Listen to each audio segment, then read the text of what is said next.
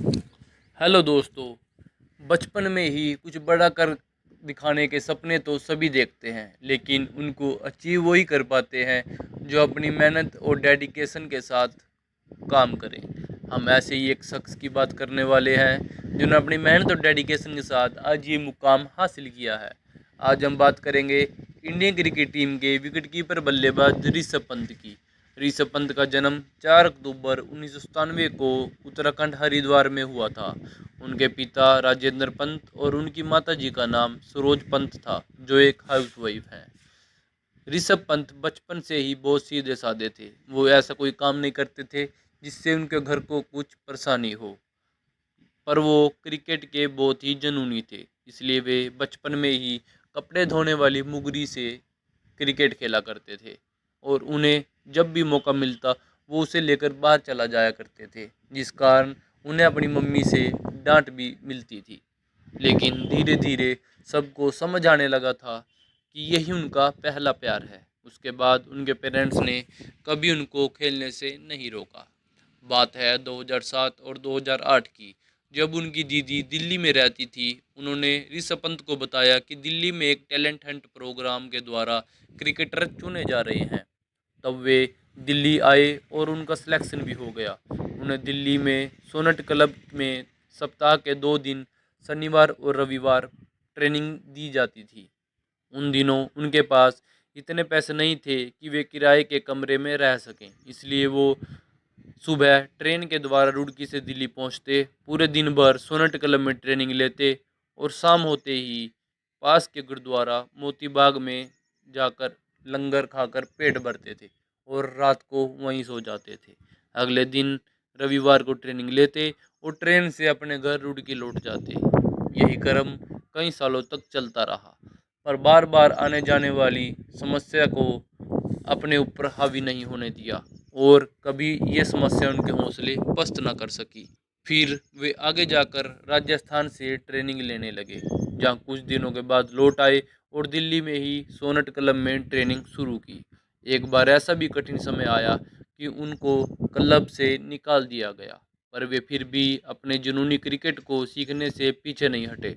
अंततः क्लब में उन्हें दोबारा एंट्री मिली। इस बार उन्होंने अपनी पूरी क्षमता झोंक डाली। उनके बचपन के कोच रहे तारक सिन्हा बताते हैं, यही कारण रहा कि वे एक बेहतरीन विकेटकीपर के साथ साथ बेहतरीन बल्लेबाज भी बने। अपने अच्छे और दमदार प्रदर्शन के बदौलत ही उन्हें जल्द ही इंडियन घरेलू टीम रणजी ट्रॉफी में खेलने का मौका मिला, जिस कारण बंगाल के खिलाफ खेलते हुए उन्होंने अपना डेब्यू किया। 22 अक्टूबर 2015 को रणजी ट्रॉफी में डेब्यू करने के साथ साथ इस मौजूदा सीरीज में 81 की एवरेज के साथ उन्होंने 972 रन बनाए, जिसमें झारखंड के खिलाफ मात्र 48 गेंदों में सबसे तेज फर्स्ट क्लास सेंचुरी और महाराष्ट्र के खिलाफ खेलते हुए 308 रन की शानदार पारी खेली। इस धमाकेदार परफॉर्मेंस के कारण ही दिसंबर 2016 को अंडर 19 क्रिकेट वर्ल्ड कप में चुने जाने वाली टीम का हिस्सा भी बने। इस वर्ल्ड कप में एक बार फिर ऋषभ पंत ने अपने तेज तेवर दिखाते हुए नेपाल के खिलाफ मात्र 48 गेंदों में 50 ठोक डाली और नीबिया के खिलाफ एक शानदार शतक ठोक डाला। यही प्रदर्शन लगातार जारी रहा, जिस कारण उनको आईपीएल में दिल्ली डेयरडेविल्स ने 1.9 करोड़ रुपए में खरीद लिया, जबकि ऋषभ पंत का बेस प्राइस मात्र 10 लाख रुपए था। आईपीएल के मौजूदा सीजन में वे अपनी बैटिंग स्किल के साथ साथ विकेट कीपिंग करते हुए भी छाप छोड़ते चले गए। इतने दमदार प्रदर्शन कब तक भारतीय टी20 टीम से दूर रख सकते थे। इसलिए जनवरी 2017 में इंग्लैंड के खिलाफ हुई 3 मैच की टी20 श्रृंखला में उनको मौका मिला, परंतु उनका डेब्यू 2 फरवरी 2017 को तीसरे टी20 मुकाबले में हुआ। इस मैच में उन्होंने 5 रन नाबाद बनाए, और इसी के साथ वो 19 साल 120 दिन होने के कारण टी20 मैच में डेब्यू करने वाले भारत के सबसे यंगेस्ट खिलाड़ी भी बन गए। इस मुकाम पर पहुंचने के लिए उनको बहुत कड़ी मेहनत और मुशक्क़त भी करनी पड़ी थी।